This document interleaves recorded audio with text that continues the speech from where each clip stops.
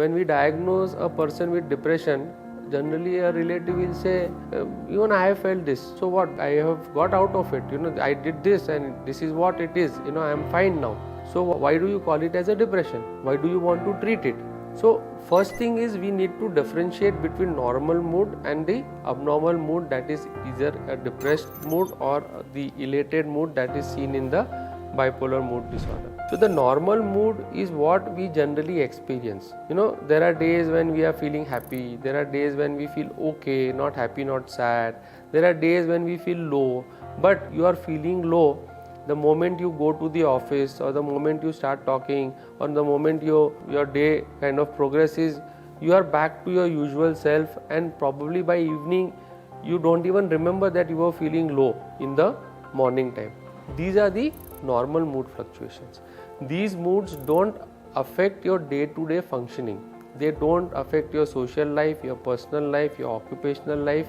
You are able to function normally. When a person comes with this, we do not diagnose him as depression. In depression, the mood is generally pervasive. It continues from morning to evening. The person is not able to regulate the mood as per the requirement of the day or the situation.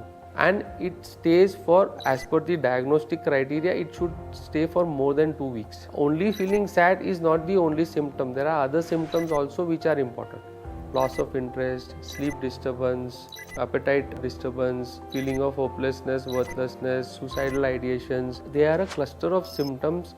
When they are together for more than 2 weeks, that is when we are going to diagnose that as a depression.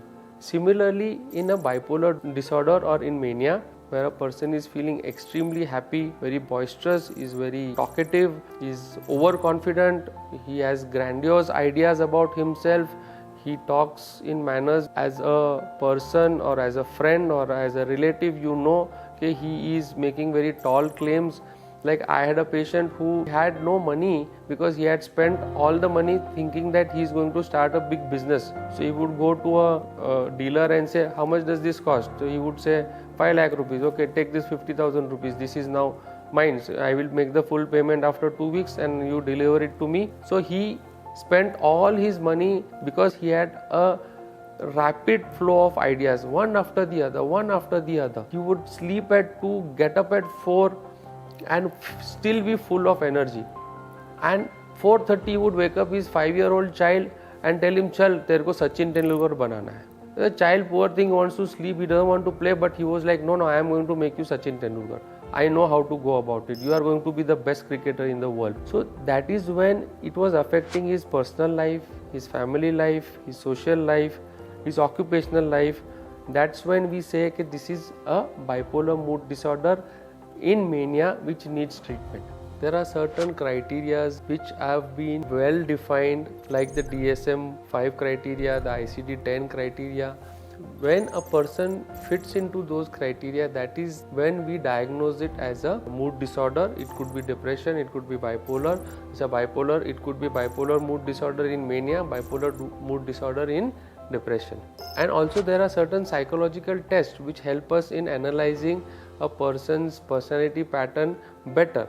These are question answer tests. These are not the tests like a blood test or an MRI scan which will tell us okay, this person is having this type of a mood disorder.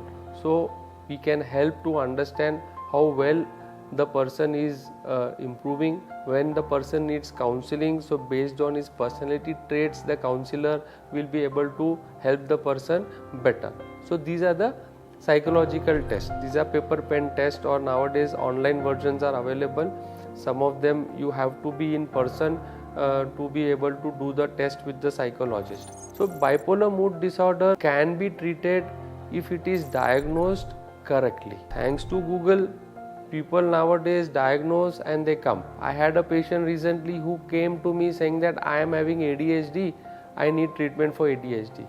He had already come up with the prescription, okay, these are the medicines that I am going to need. You just prescribe that to me. After taking history, after talking to his family, it turned out that it was not ADHD, he had bipolar mood disorder. We treated the bipolar mood disorder and he improved. That's when I asked him, okay, now where are your ADD symptoms? So he was very kind of sheepish, and he was like, but I read it on Google. Just remember, Google is not everything.